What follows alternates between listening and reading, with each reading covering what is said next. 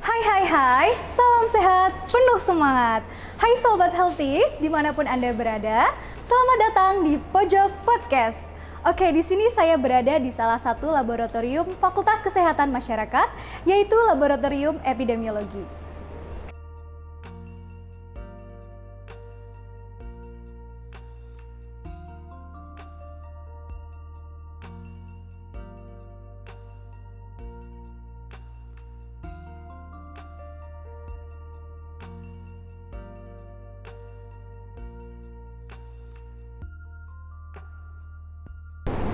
Oke, sudah hadir bersama saya di sini Bapak Fauzi PhD. Permisi Bapak, halo. Halo. Halo, apa kabar Bapak di sini? Alhamdulillah, baik. Baik, oke. Boleh mungkin dijelaskan di lab epidemiologi ini kegiatannya apa saja nih Pak? Ya. Sepertinya seru sekali ya Pak ya. Memang. Lab ini adalah kita biasa sebutnya itu sebagai Public Health Genomics Lab atau lab kesehatan masyarakat yang mempunyai spesifikasi yaitu genomik begitu. Oke, oke. Di sini ada juga mesin-mesin yang super keren dan canggih sepertinya ya Pak. Boleh Ya, mungkin betul. disebutkan? Ya, Ini kita mesin mempunyai apa ya, Bapak? beberapa alat lab di sini. Ini adalah salah satu alat namanya adalah qubit 4, yaitu untuk mengukur DNA, kemudian RNA, protein dan macam-macam begitu. Kemudian ini juga salah satu alat yang kita punya yaitu nanodrop. Ini juga nanti bisa mengukur DNA dan juga protein maupun RNA. Kemudian ini kita mempunyai alat yaitu RT-PCR yang nanti bisa mendeteksi bagaimana atau ada tidaknya suatu RNA virus yang bersirkulasi di suatu masyarakat. Kemudian ini ada centrifuge dan kita juga mempunyai PCR dan mempunyai alat-alat laboratorium yang lainnya juga begitu. Oke, canggih sekali Bapak mesinnya. Oke, mungkin di sini untuk pengembangan laboratorium epidemiologi itu udah ada kerjasama dengan siapa aja ya Bapak? Boleh disebutkan mungkin? Ya, untuk kerjasama sendiri kami bekerjasama dengan institusi dari dalam dan juga luar negeri. Dari dalam negeri itu kami biasa bekerjasama dengan Kementerian Kesehatan, kemudian dengan badan riset yaitu seperti BRIN. Kemudian dari luar negeri kami bekerja sama dengan universitas seperti di Korea Selatan, kemudian di Australia dan juga di Inggris begitu. Jadi kita bersama-sama mengembangkan lab ini dan juga melakukan penelitian dan publikasi bersama dengan tim kolaborasi ini. Gitu. Oke, keren sekali Bapak sudah mencapai dan kerjasama dengan nasional dan Ya, internasional betul. ya Bapak. Baik, terima kasih banyak Bapak atas penjelasannya. Oke, sama-sama. Oke, selanjutnya yuk kita intip apa aja sih kegiatan yang ada di Laboratorium Epidemiologi.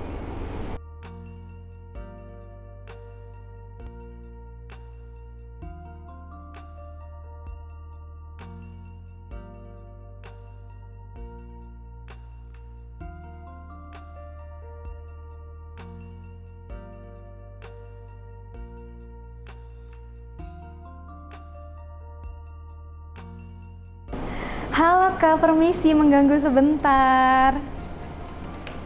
Halo Sobat Healthies. Halo. Halo, Boleh nih Kak kenalan dulu dengan kakak-kakak siapa? Boleh kenalin aku Deriko dan partner labku. halo, kenalin aku Edo.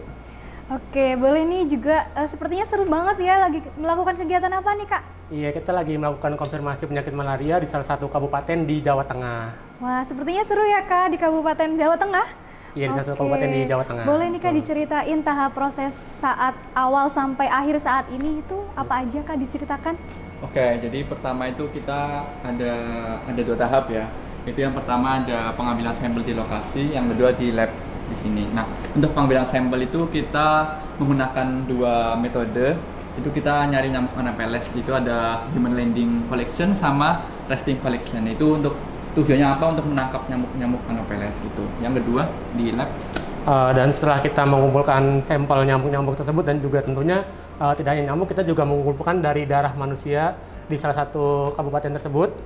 Kita kumpulkan gitu untuk kita periksa dari manusia dan juga dari nyamuknya gitu. Apakah ada parasit malaria di dalam tubuh nyamuk atau dalam manusia juga tersebut. Nah, setelah itu, setelah sampel terkoleksi, kita melakukan pemeriksaan molekuler yaitu di lab FKM terpadu ini gitu. Proses-prosesnya pertama itu dimulai setelah sampel didapatkan, kita lakukan ekstraksi DNA mulai dari darahnya manusia dan juga dari nyamuk, kita menggunakan kit ekstraksi DNA. Biasanya kita juga ada dari Qiagen dan Zymo gitu, seperti itu. Setelah kita ekstraksi DNA, kita lakukan pemeriksaan PCR gitu yang sedang kita lakukan seperti ini. Dan di tahap ini kita sedang melakukan elektroforesis gitu untuk memvisualisasikan hasil PCR-nya gitu. Nanti akan kelihatan hasilnya apakah ada positif Plasmodium malaria ataukah tidak, seperti itu. Wah, luar biasa sekali ya Kak tahapannya. Oke, di sini ada banyak nih alat-alatnya ya Kak ya. Boleh Iya. nih dijelasin kira-kira kayaknya Sobat Healthies penasaran alat-alat apa aja dan fungsinya? Boleh. Nah, jadi yang pertama di sini adalah thermal cycle, yaitu fungsinya sebagai amplifikasi DNA, merupakan di sini PCR konvensional. Dan selanjutnya ada gel electrophoresis yang fungsinya adalah untuk memvisualisasikan DNA agar bisa dilihat secara langsung, seperti itu. Wah, canggih-canggih sekali ya Kak alat-alatnya. Oke, terima kasih banyak ya Kak. Maaf sudah mengganggu kegiatannya sebentar. Oke, mungkin boleh dilanjut lagi kegiatannya? Siap, sama-sama. Gimana nih Sobat Healthies, sangat menarik bukan? Tapi tunggu dulu, masih banyak sekali laboratorium di Fakultas Kesehatan Masyarakat Undip yang tidak kalah menarik. Yuk ikut kita!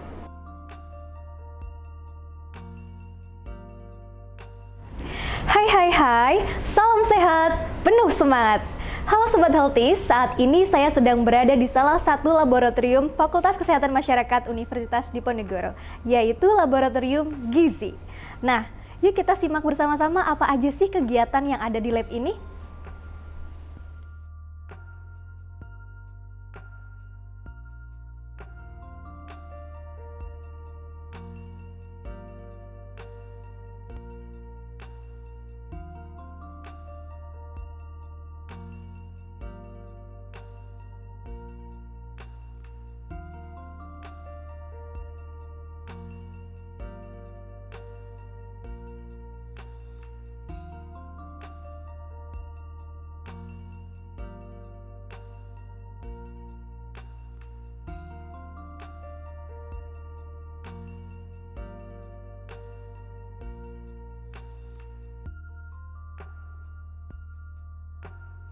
Halo Sobat Healthies, di sini saya sudah bersama Ibu Dina STPM Gizi selaku dosen peminatan Gizi Kesehatan Masyarakat dan Kak Safa selaku mahasiswa yang sedang berkegiatan di laboratorium ini.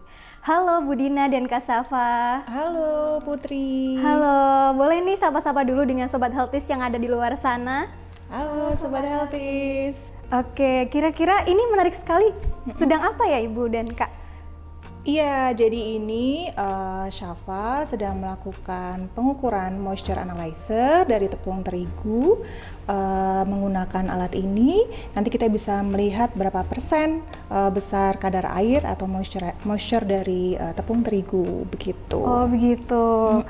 Selain ini ada kegiatan apa lagi nih Bu di laboratorium gizi? Iya, jadi pada prinsipnya laboratorium gizi ini merupakan salah satu laboratorium di Fakultas Kesehatan Masyarakat. Kami mengadakan kegiatan khususnya Tridharma perguruan tinggi, yaitu pendidikan, pengabdian, dan penelitian. Jadi ini salah satu dari unsur pendidikannya karena kita menyediakan alat-alat laboratorium ini untuk kegiatan praktikum mahasiswa, begitu. Ada juga nanti biasanya kita pakai juga untuk penelitian dosen, nah dan untuk pengabdian kepada masyarakat. Begitu. Wah, Putri. menarik sekali ya Ibu.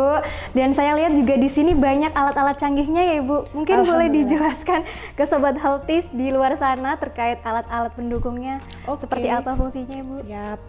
Kita mulai dari mana? Boleh mungkin dari yang sebelah belakang Ibu yang paling dekat.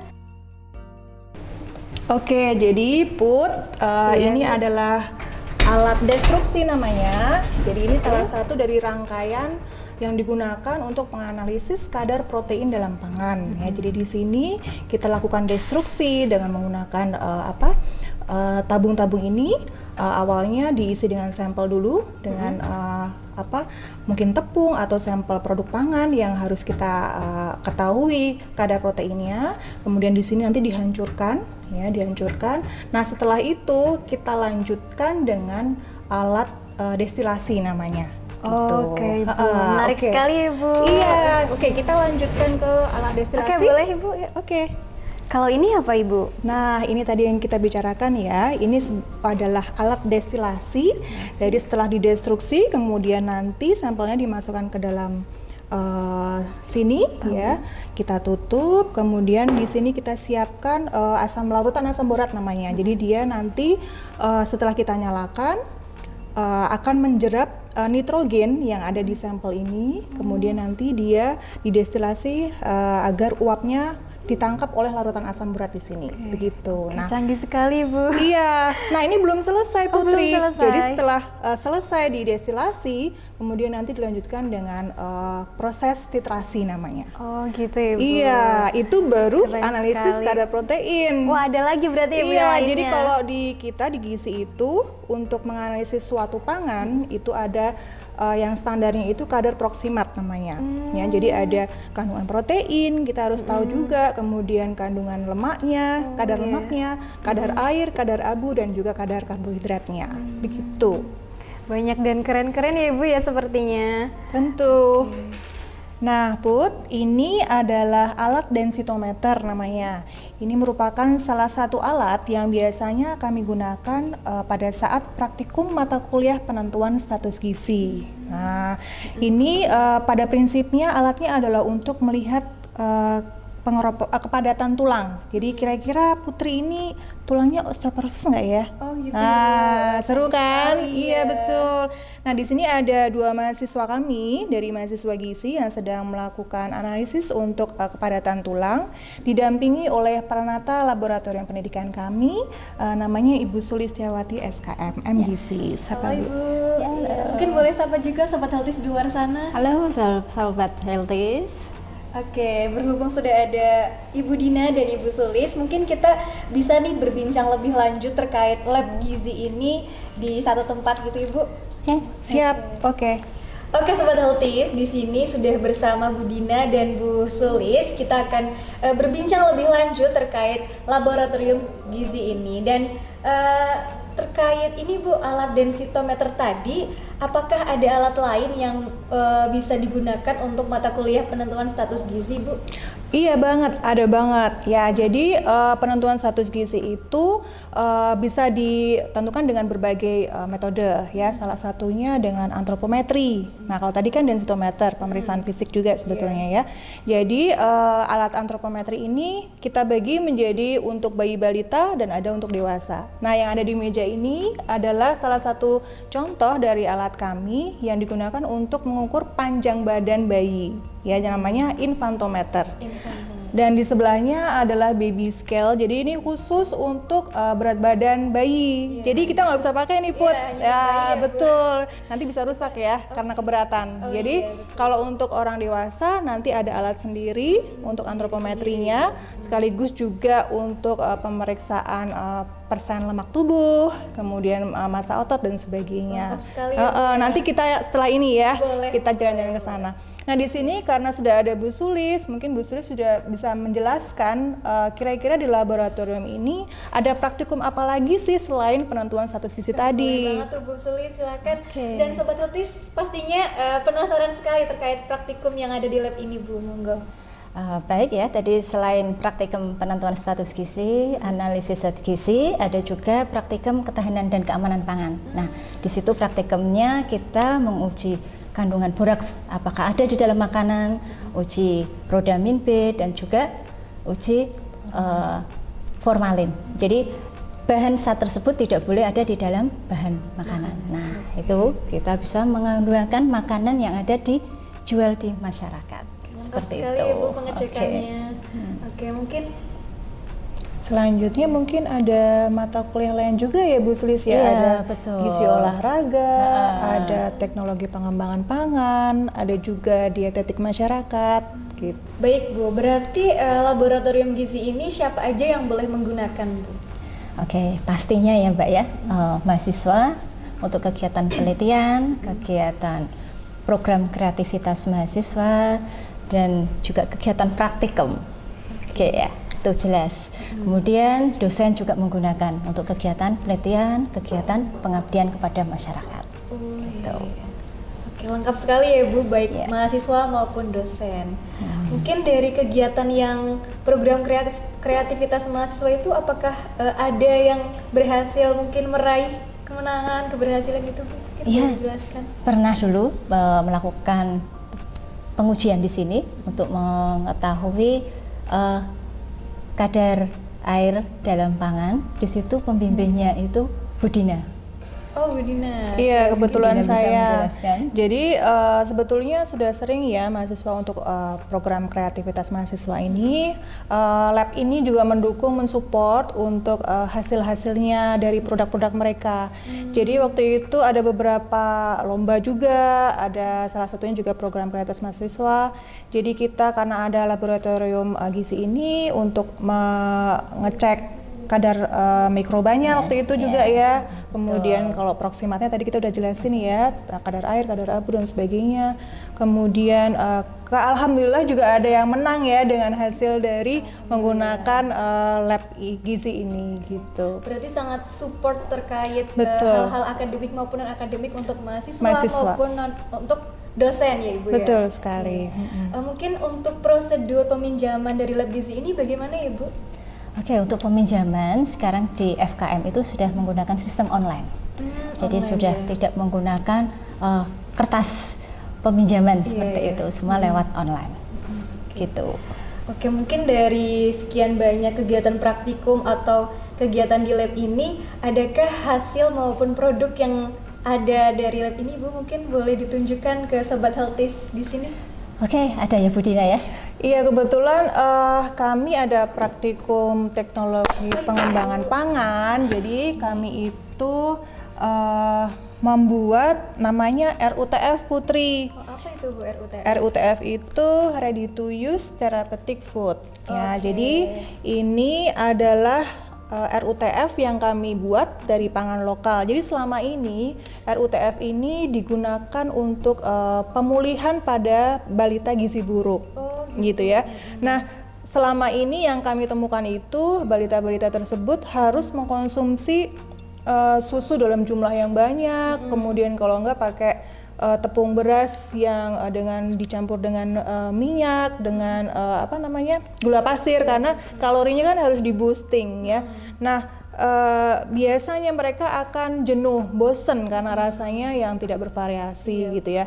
Nah, kami di tim teaching di teknologi pengembangan pangan ini mencoba ingin membuat produk tapi dengan standar yang sudah ditetapkan oleh Kementerian Kesehatan untuk produk RUTF itu apa saja, dan kita coba di praktikum. Jadi ini adalah hasil-hasil dari mahasiswa kami. Sudah ada tertera berapa kalorinya, berapa proteinnya, berapa lemaknya, dan ini dibuat untuk balita-balita yang berapa berat badannya, usianya berapa, itu ada masing-masing. Kalau boleh tahu bahan-bahannya ini dari apa aja Ibu? Iya, jadi Apakah maupun yang betul, kita memang untuk RUTF kan harus protein ya, sumber protein terutama. Jadi kami pilih dari nabati. Kebetulan ini dari praktikum ada berbagai macam, dari kacang hijau, kacang tanah, kacang merah. bervariasi Jadi sekali bervariasi ya, Bu ya? dan kebetulan alhamdulillah kok hasilnya bagus juga. Jadi mahasiswa juga senang, ternyata mereka bisa membuat sesuatu yang bisa bermanfaat untuk masyarakat. Gitu, Putri. Keren sekali Ibu ya. Mungkin selanjutnya adakah produk-produk ini dijual atau mungkin selanjutnya itu diapakan Ibu ke masyarakat atau hanya dipromosikan ke masyarakat luas gitu? Oke, jadi sebetulnya kalau kita membuat produk pangan harus kita analisis dulu ya kandungan gizinya. Kalau yang tertera di sini ini adalah perkiraan dari yang sudah mahasiswa lakukan itu menggunakan Nutri-Survey. Kami pakai softwarenya di mata kuliah penentuan status gizi juga. Jadi nanti kalau Sobat Healthies penasaran bagaimana sih menggunakan Nutri-Survey, kemudian bagaimana menghitung berapa jumlah kalori dan sebagainya, bisa nanti ya bergabung di bagian gizi. Nah, setelah ini biasanya kita lakukan analisis zat gizi tadi yang sudah saya jelaskan di awal. Jadi ada kadar air, kadar abu, kadar protein, tadi kita lihat alatnya kan. Kemudian ada kadar lemak dan sebagainya. Lengkap banget ya Bu. Betul. Oke. Oke, Bu. Mungkin buat Sobat Healthies di luar sana yang tertarik buat mencoba atau menguji terkait status gizi maupun kandungan yang ada di makanan, itu boleh banget kalian langsung bergabung di FKM Undip. Nah, nantinya kalian bisa bergabung di peminatan gizi kesehatan masyarakat gitu. Terima kasih banyak Bu Dina dan Bu Suli sudah berkenan untuk berbagi informasi dan kita ekspor laboratorium gizi ini untuk Sobat Healthies di luar sana. Dan terima kasih buat Sobat Healthies yang sudah menonton, tapi jangan lupa masih banyak fasilitas di Fakultas Kesehatan Masyarakat yang harus kita ekspor satu persatu. Jadi stay tune di channel ini dan see you.